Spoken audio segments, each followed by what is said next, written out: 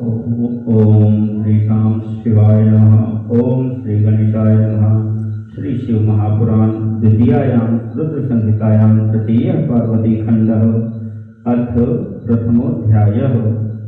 पितरों की कन्या मीना के साथ हिमालय के विवाह का वर्णन।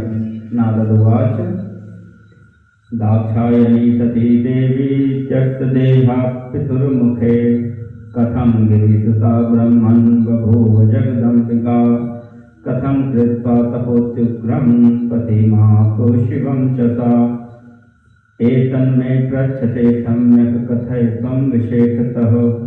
नारद जी बोले, हे ब्रह्मन, अपने पिता के यज्ञ में शरीर का त्याग कर दक्ष कन्या सती देवी जगदम्बा किस प्रकार हिमालय की पुत्री बनी और किस तरह अत्यंत उग्र तपस्या करके उन्होंने शिव जी को पति रूप में प्राप्त किया, मैं यह आपसे पूछ रहा हूँ, आप विशेष रूप से बताइए। ब्रह्मोवाच संतम मुनिशार्दूल शिवाचरितमुत्तमं पावनं परमं देव्यं सर्वपापहरं शुभम।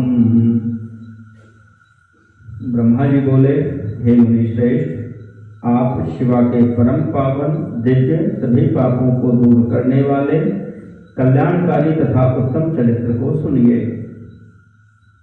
यदा दाक्षायणी देवी हरेण सहिता मुदा हिमाचले सुचिक्रीडे लीलया परमेश्वरी मत्सुतेयमिति ज्ञात्वा सिथे वे मातृवर्चसा हिमाचल प्रिया मेना निर्भरा। दक्ष कन्या सती देवी जब प्रसन्न चित्त होकर शिव जी के साथ हिमालय पर्वत पर लीला पूर्वक क्रीड़ा करती थी, उस समय मात्र प्रेम से भरी हुई हिमालय की प्रिया मैना संपूर्ण सिद्धियों से युक्त यह मेरी पुत्री है ऐसा समझकर उनकी सेवा में संलग्न रहती थी। यदा दाक्षायणी रुष्टा नाद्रता स्वतनं जहौ पित्रा गक्षेण तद्यज्ञे संगता परमेश्वरी तदैव मेनका कांसा हिमाचल प्रिया मुने शिवलोकस्थितां देवी मारिराधयि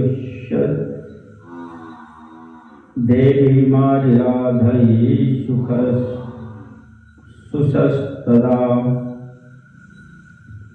तदैव मेनका कांसा हिमाचल प्रिया मुने शिवलोकस्थितां देवी मारिराधयि सुषस्तदा। हे मुने, दक्ष कन्या सती देवी ने जब पिता दक्ष के द्वारा अपमानित होकर क्रोधित हो यज्ञ में अपना शरीर त्याग दिया, उस समय हिमालय प्रिया मेना शिवलोक में स्थित उन भगवती सती की आराधना करना चाह रही थी। तच्चामहं सुताश्चामित्यवधार्य सती हृदा त्यक्तदेहा मनोदध्रे भवितुं हिमवत्सुता।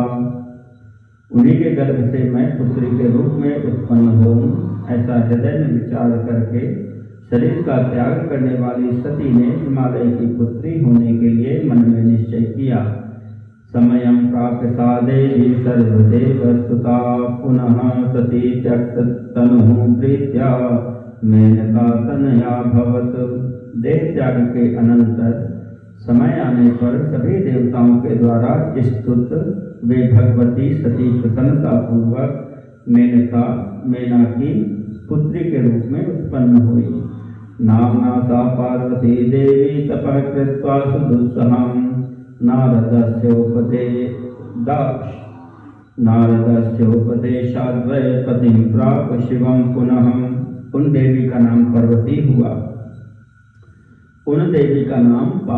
हुआ।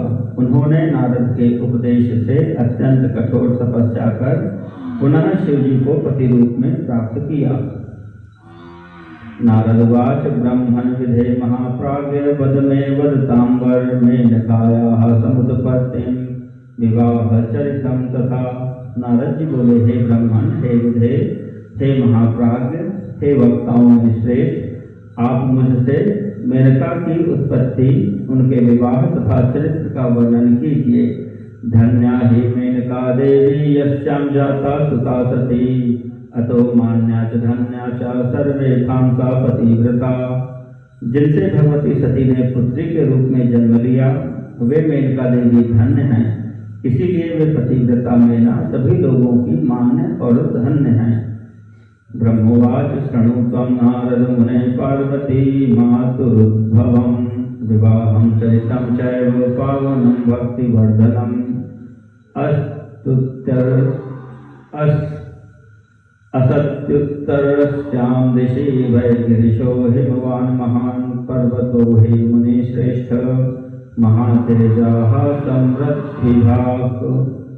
ब्रह्मा जी बोले, हे नारद, हे मुने, आप पार्वती की माता के जन्म, विवाह एवं अन्य भक्तिवर्धक पावन चरित्र को सुनिए। हे मुनिश्रेष्ठ, उत्तर दिशा में पर्वतों का राजा हिमालय नामक महान पर्वत है जो महातेजस्वी और समृद्धिशाली है। दैवरूप्यं तस्य विख्यातं जंगमस्थिरभेदतः वर्णयामि समासेन तस्य सूक्ष्मस्वरूपकम् पूर्वापरोक्तो यनिधिः सुविदाय स्थितो हि यः नानारत्नाकरो रम्यो मानदण्डविभक्षितैः।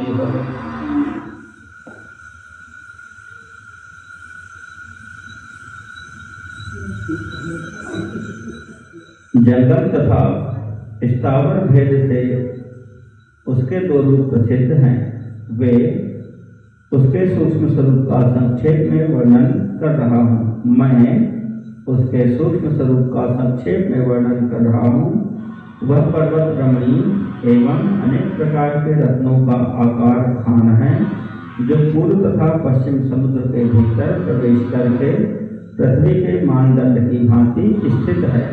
नाना वृक्ष समाकीर्णो नाना श्रृंग सुचित्रितः सिंह व्याघ्रादि पशुभिः सेवितः सुखभिः सदा। वह नाना प्रकार के वृक्षों से व्याप्त है, अनेक शिखरों के कारण विचित्र शोभा से संपन्न है और सुखी सिंह व्याघ्र आदि पशुओं से सदा सेवित रहता है। तुषारनिधिरत्युग्रो नानाश्चर्य विचित्रितः देवर्षि सिद्धमुनिभिः संस्कृतः शिव संप्रियः।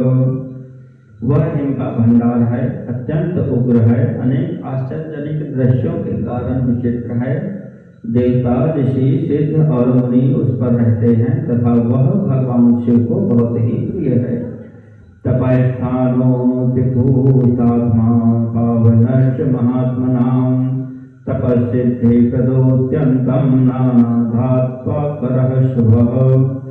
स एव दिव्यरूपो हि रम्यः सर्वाङ्गसुन्दरः विष्णुवंशो विकृतः शैलराज राजः सतां प्रियः। वह तप करने का स्थान है, अत्यंत पावन है, महात्माओं को भी पवित्र करने वाला है, तपस्या में अत्यंत शीघ्र सिद्धि प्रदान करता है, अनेक प्रकार की धातुओं का खान है और शुभ है। उस दिव्य रूप वाला वह दिव्य रूप वाला है, सर्वांग सुंदर है, रमणीय है, शैलराजों का भी राजा है, विष्णु का अंश है, विकार रहित एवं सज्जन पुरुषों का प्रिय है।